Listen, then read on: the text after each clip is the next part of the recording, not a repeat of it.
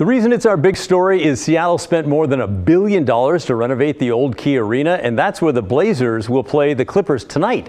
And the NBA commissioner has mentioned Seattle several times when talking about expanding the league. No announcement so far, but we do have our incredible sports guy Orlando Sanchez there right now covering the game. What a trip. NBA basketball back in Seattle. And let me set the scene here in Seattle. We've got the Space Needle over my shoulder, overlooking Climate Pledge Arena.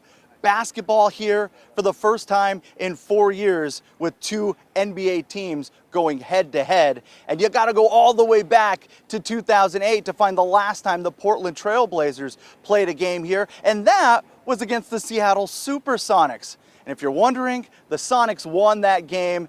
The leading scorer, none other than Kevin Durant. And if you're wondering, there is a Blazers connection to Seattle. There are many actually, but one sticks out, especially during media day, and that was with Gary Payton II.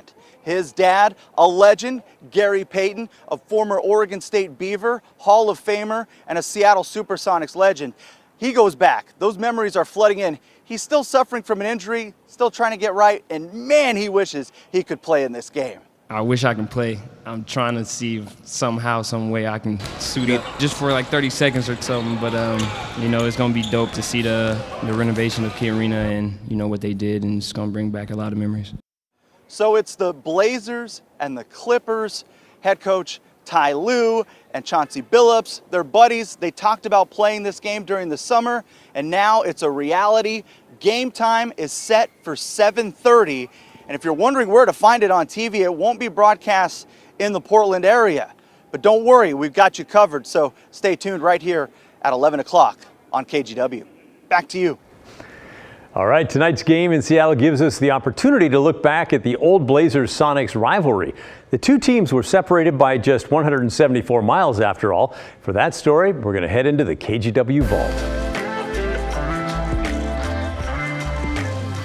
The teams played 192 games against each other before the Sonics vanished from the Northwest back in 2008. But the series between the teams was close. The Sonics hold a slight edge, 98-94. Rivalries can be fun during the regular season, but they are forged during the postseason. The Blazers and Sonics met 4 times in the playoffs, and they each won twice. The first playoff series between the teams was April of 1978. The previous year, Bill Walton led the Trail Blazers to its first and only NBA championship in just his 3rd season. And the team started red hot in '78, starting with 50 wins and 10 losses until Walton crumpled to the floor with a foot injury. The team struggled without Walton, but still finished the season with the best record in the league, earning them a first-round bye in the playoffs. Waiting for them in the second round, of course, the Sonics. With Walton still out of the lineup, Seattle won the first game, but then Walton returned from injury in game number 2. This is video from that game. Unfortunately, our footage does not show Walton playing. It was April 21st, 1978 at the Veterans Memorial Coliseum here in Portland. We don't have the video because he wasn't in the game very long. He played 15 minutes before leaving with, yes, another foot injury. This game was a close back and forth affair with the final minutes. Portland pulling away in the closing 90 seconds and winning the game 96-93. But it would be a final time Bill Walton wore the Blazers jersey. After the team lost the playoff series in 6 games, Walton demanded a trade, blaming the team for improper medical advice and care. It's kind of fun to see that. As the Walton era ended for Portland, the series was a turning point for the Sonics.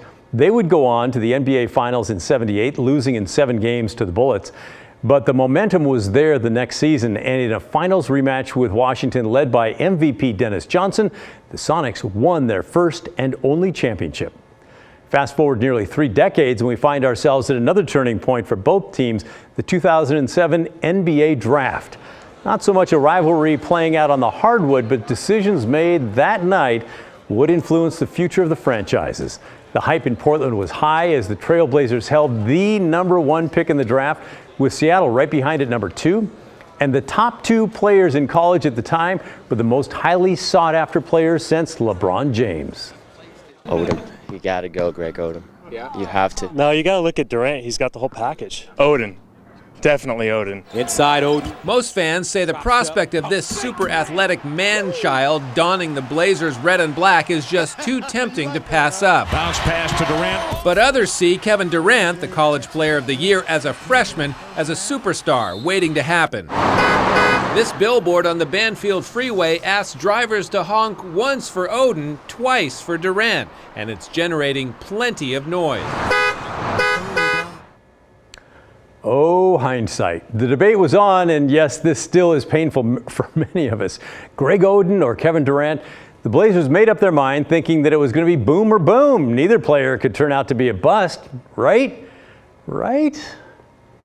With the first pick in the 2007 NBA Draft, the Portland Trail Blazers select Greg Oden from Ohio State University. Well, that was an exciting night.